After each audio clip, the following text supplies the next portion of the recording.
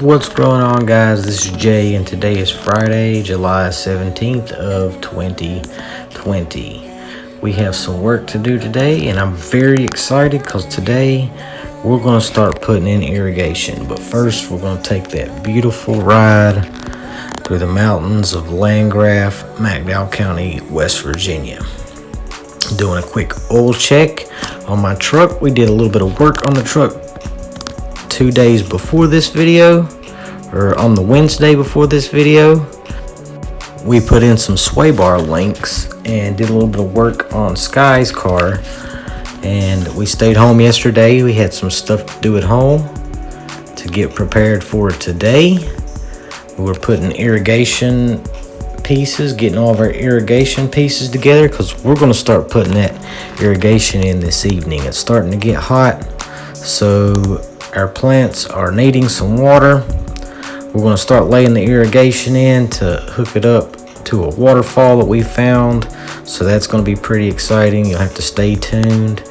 Waterfall, we're going to gravity feed it all the way to our garden, and it's going to be pretty awesome. We found the water source a couple years ago when we first gardened here, and we theorized that that's what we would use to water the entire garden. But right now we're doing some maintenance and cutting of grass around the edges of some of the garden. I'm going down the edge of the beans there, and now I'm going to do the edge of the tomatoes, the first block of tomatoes. I'm going to do in between the tomatoes and peppers and corn in block 2. And look at those beautiful clouds rolling over that sky. That's a sight to take in. Now we're going to do a little bit of a lunch break. I have a blood glucose that is dropping on me, so I'm going to have a little bit of a lunch break before we get back to cutting more of the weeds.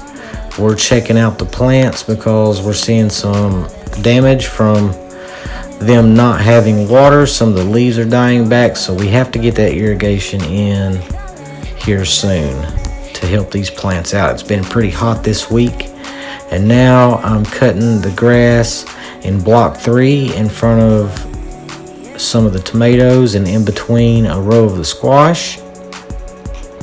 That grass comes out pretty quickly on this time lapse, even though we were there for about 3 hours on this day in the morning doing the grass and all of that stuff. But it's starting to get hot out there, and we're not going to be in this area very much longer. Now I'm cutting grass around the edge of the brassicas in block 4, and we're going to get ready and load up and move on to the next task. We have some grass to cut up at the southern end of the farm in Sky's fields. That first corn patch, as soon as you come into the field, needs a little bit of preparation. We need to cut out some of the weeds from there. I'm gonna have me a little bit of coffee, get this weed eater ready to eat these weeds up. I have to retwine, so I ran out of twine on the last go about. That's why we stopped going in the brassicas, and I'm just going to take care of a few rows of this water weed on the front end of the field to give this corn a chance to get a little bit more light and develop into bigger ears of corn, a little bit taller stalks and whatnot. That way they're going to make delicious corns up in here. Delicious corns. And look, we're getting a little bit of rain, so I thought, but the rain actually kind of passed over the entire fields and went on down to the south behind me. So that wasn't very good for the gardens. We still have to get irrigation in here. It was nice to feel a couple drops hit though, but it was a deception. Dum dum dum. But we're gonna go home now. I need to work on putting some of the irrigation parts together. What I'm doing now is cutting the 3-inch pipe and the 1.5-inch pipe. I'm adapting it down from 4 inches down to a 1/2 inch, and that's our piece right there. We need a piece of 1-inch pipe to make the final connection, and I do not have it, so we're going to have to locate a piece. The next step is putting together all of our cutoff valves. We're going to have 5 cutoff valves. One goes to each block, and a secondary line that we can add our drip hoses to in the 3rd lines that go down each row. We want to be able to control the water flow to each block, and that's what these valves are for. We're going to put a cutoff valve that we can attach a hose to in the 1st block, the 3rd block, and the 5th block. That way we have a hose connection at each end of the garden and one directly in the middle of the garden. So check this out, guys. We've been working on our irrigation system today, and I'm only missing one piece to complete my irrigation system. I previously thought that this black pipe would be the final piece, but somehow my memory slipped on me, and this is a 3/4 inch piece of pipe, and I need a 1-inch piece of pipe. So check out these peas. Yeah, these are my seed peas. Can you see those? Yeah, look at those hangly danglies. I'm gonna make me some seed peas. So we're gonna take you on a hike today through the food forest, the more foresty part of the food forest. And I know sometimes you hear me talk about my pawpaws in my food forest videos. Those are those pawpaws there, and I will give you guys an update on the food forest in the future. But if you look to the top right hand of the screen right now, I will show you some different parts of the food forest. Now, this tree directly above me is a mimosa, and we have a baby mimosa in our front yard, but this is a big mimosa behind my house. And most of the trees back here are maple trees. We are looking forward to maybe harvesting maple syrup in February this year. We'll find out. But we're out in the forest. We're taking a hike, and these are trails that we maintain because this is part of the food forest. We grow morels back here in the wild naturally. All of these are baby maples. There are a lot of beech nut trees back here, and in case you don't know what a beech nut is, I'm going to show you. All of these flowers and plants right here are jewelweed. Sorry about that, guys. I had a battery pack malfunction. I had to change batteries, but this is jewelweed, and it's good for poison ivy. The flowers, we grow more of our more medicinal herbs up in here. This is a baby beech nut tree. See the smooth bark? There's another baby beech nut. And we're getting ready to come on to a bigger beech nut tree. This beech nut actually produces nuts. This is a big, big boy. Been here since before I was born. Or a big girl, I don't know. I don't know if trees do that whole thing of identification, but it's got nuts. So, just kidding. So we're going to keep on with this hike. I'm not going to talk the entire time because that would take too much of my memory up, and it would be kind of boring since I don't have a whole lot to show you. But I'm going to take you guys along on the hike with a time lapse, and when we get to our destination, I will turn the regular video back on. But until then, keep rocking it with me.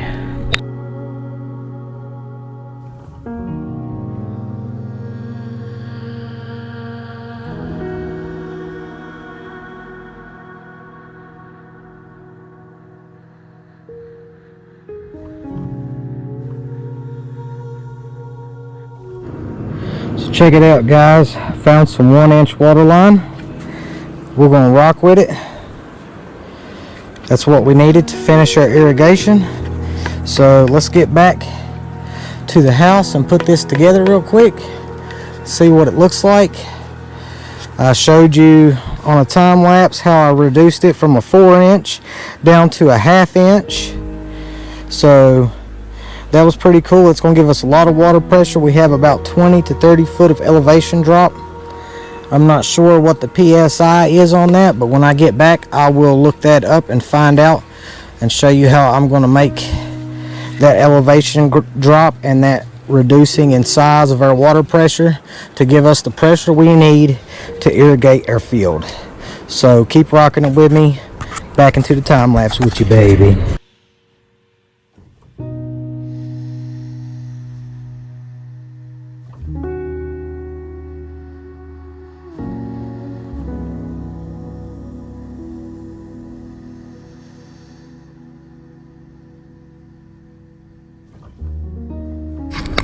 Alright guys, check this out.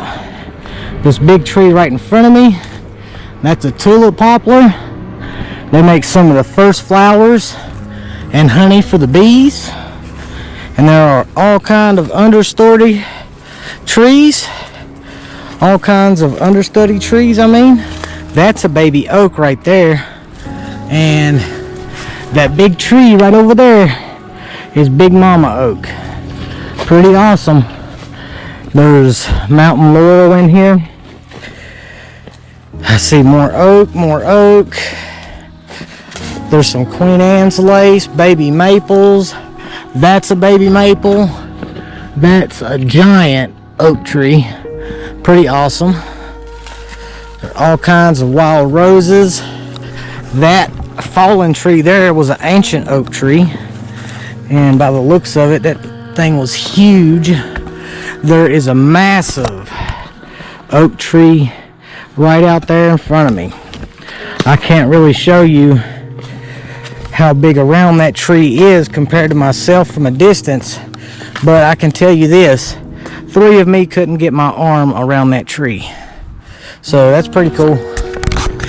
I'm just taking this stroll back down through the woods. Just figured I'd bring y'all in on my time lapsey. That way you can see my nature walk today. That was very beautiful. We cut some grass today. I think y'all seen that earlier in the video. That was pretty awesome. Got the garden looking spiffy McNiffy. Let's try to get down this treacherous run without falling. And we did it. Look, we did it. Now I could take you over to that tree. It's pretty awesome, that tree there. We seeded a bunch of morel spores in and around that baby this year. So we're going to come back next year and try to find out how those morel spores are doing. Now, baby beech nut, pretty cool. So check it out, guys. Can you see the tree? Can you see the me? Look. That's my full arm's length. I can go around this thing 3 times and not make it. Very cool. I love this tree. It's one of the ancients. I talk to the trees, guys. The trees provide. That tree brings in all kinds of wildlife. Brings in squirrels, deer, turkey, anything that eat acorns. Acorns. What do y'all call them? You know, those tree nuts, the ones that the Ice Age squirrel went crazy over and sent the whole world into doom. Check out this plant right here. This plant right here is a medicinal plant. The root is bloodroot. It's pretty awesome. I'm going to show you why it's called bloodroot. Let me find one of these other ones. I don't want to take out that big one. Now, it gets its name from the color of its root, which is a bright red color. I don't know if you can see this. See how red that root is? Native Americans would use this as an iodine for sterilizing wounds, things like that. Very good medicinal thing to know. I know just about every plant within my backyard, or any plant that I can come into contact with. That's years and years and years of experience. I'm still learning what different phases of the plant do. Just because I know what they are don't mean I know what they do, and I'm learning every year. My knowledge base gets a little bit bigger because I revisit each plant that I've learned the previous year when they start to bloom, learn their times. You can use their stems, their roots, their flowers, their flower pods, their seeds, their fruit, their vegetables, their grains. Whatever it is that a plant does, you can use a lot of it for different things. Some of it's poison. Poisons have their purposes. Like you can use some of the poisons for insecticides and pesticides for animals you don't want in your garden. There's an eco-friendly way to go about it, guys, and that's what's important. I like to walk the path of nature as closely as possible. I'm not perfect in my practices, but my practices are becoming better as I'm becoming a better person. And when you grow a garden, it's not always about growing food, but you're also growing and cultivating a human being. You are growing and cultivating yourself. So that's pretty awesome. All these trees right here in this area are pawpaws, except for that big 3-tree cluster, which is a mimosa tree like the one I showed you in my yard in the permaculture or food forest video. Pretty awesome. All this jewelweed around really helps for the poison ivy, guys. I'm gonna have to get on that. Jewelweed soap. Jewelweed soap. That's a thing. Now we're gonna come back down out of these woods and try not to fall. But yeah, we're back out beside the house, back out into the garden. We did some harvesting of carrots the other day. I think I got it on video. The carrots come from right over here, and check this out. These were the mustard that we planted at home. We picked a bunch of this stuff and did some canning in a previous video, some of the previous videos I think. And look at all this baby mustard. It's going to seed. Check that out. See the seeds? You can use the seeds to plant mustard next year, or you can use the seeds in cooking a lot. We used a lot of mustard seed in our pickles when we made pickles. And look, there's my sister. She's got a rabbit over there. She's got that boy rabbit over there. That daddy rabbit over there. I'm not this daddy or uncle or what. And this is the square foot gardening. We pick cucumbers out of here every day. And look, there's some to harvest right down yonder. There's a bunch of them. I'm gonna have to get out here and pick these, or send somebody out to pick them. We pick a lot of beets out of here too. All the beets in there are gone. We picked those out. I think we got a video of it, maybe not, we'll see. But keep rocking it with me. So now we have all the pieces for irrigation. It's time to load up the irrigation line. I have 1,000-foot coil of 1/2-inch ADS black 5mm irrigation line, and we are going to lay this into the garden. We're going to roll it out when we get there.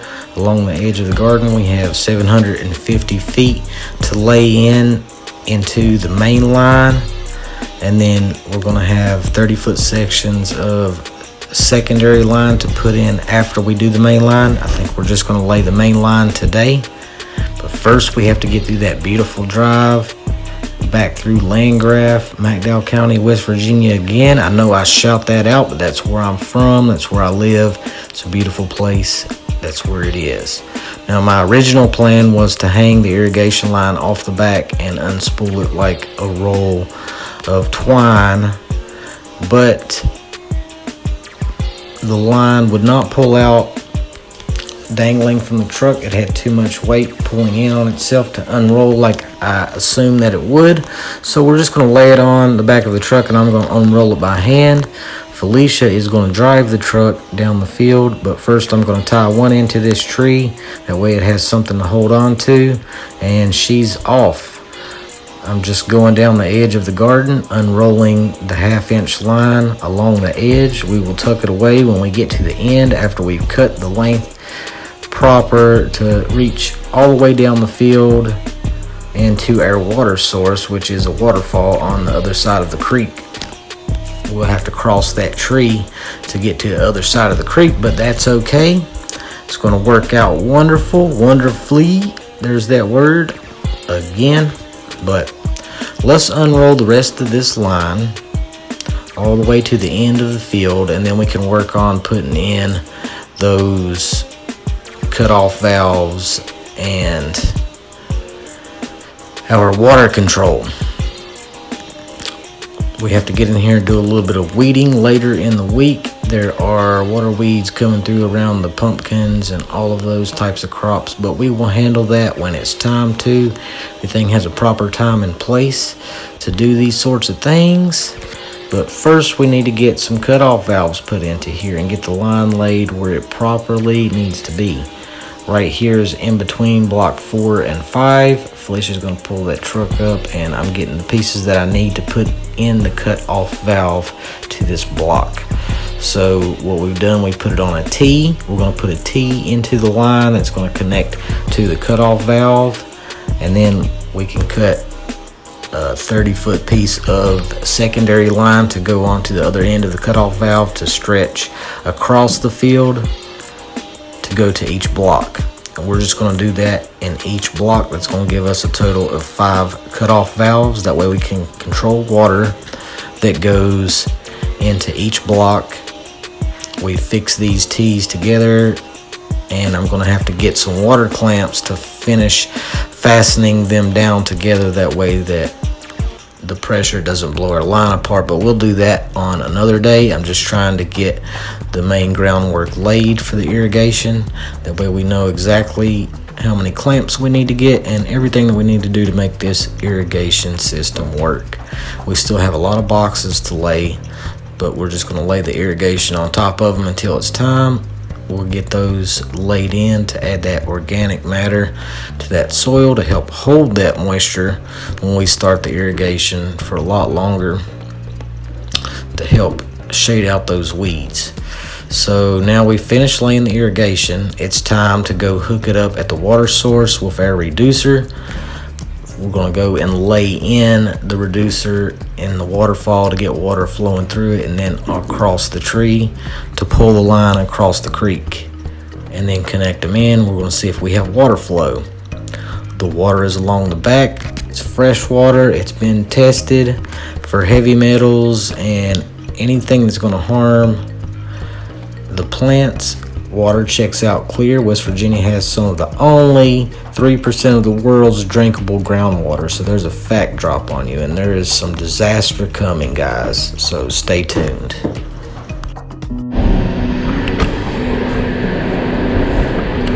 What's going on, guys? So check it out. We just laid 750 feet of irrigation line in hopes of catching the water here in this runoff, and it looks like it's dried up. So what are we gonna do? I have no idea. I have no idea. That was our plan. That was our plan A, and I didn't really have a plan B. I didn't want to use a gas pump, but I might be using a gas pump this year. So we're gonna take a walk. Did you get the truck key, Felicia? Okay, awesome. We're going to take a walk down through here and see what we can see. I think that I spotted an old well or something. I'm going to check that out, and we might come back and do a little bit of hiking and hike up this hill a little bit, see what we can see up yonder. But keep rocking it with us. I don't know what we're going to do. This is total chaos and madness because our plants really need water right now, and I don't want to hand water it. That's not going to be an option. We're going to save that for plan Z, and I'm going to figure out everything else in between A and Z before I get to that. So have no idea. It's going to be exciting. So I have no idea what's going to happen. There's going to be a lot of trial and error. There's going to be a lot of failure. But you know what? We're going to learn something. We're going to learn something. We're going to learn something good. So keep rocking with us. So we have a little bit of a hike to get back to the well that we seen on our way in. There are some beautiful sights along the way. We found a couple different types of fungi and mushrooms growing along the edge, but the well seems like it's not going to be an option for plan B as when we got there. So we're going to check out plan C, which is the top of the water source, to see if there's any water there. Alright guys, so we took you on a walk for plan B, which was to check out the well. We got to the well and it looks like it's just stagnant water, just like it's collected rainwater, and I particularly don't want to use that water. So we're going to think of another plan, because plan C also failed. We climbed up above the water source. I was hoping to maybe find out where it was coming from, and it looks like it's dry all the way up the bank side. Now you can't see down in there. That's where the water normally flows, and I've seen it all year round before, but I guess it's just too dry. I don't really know what's going on. All I know is that there's no water coming through, so we got to figure something else out. So we're going to go home and contemplate on it.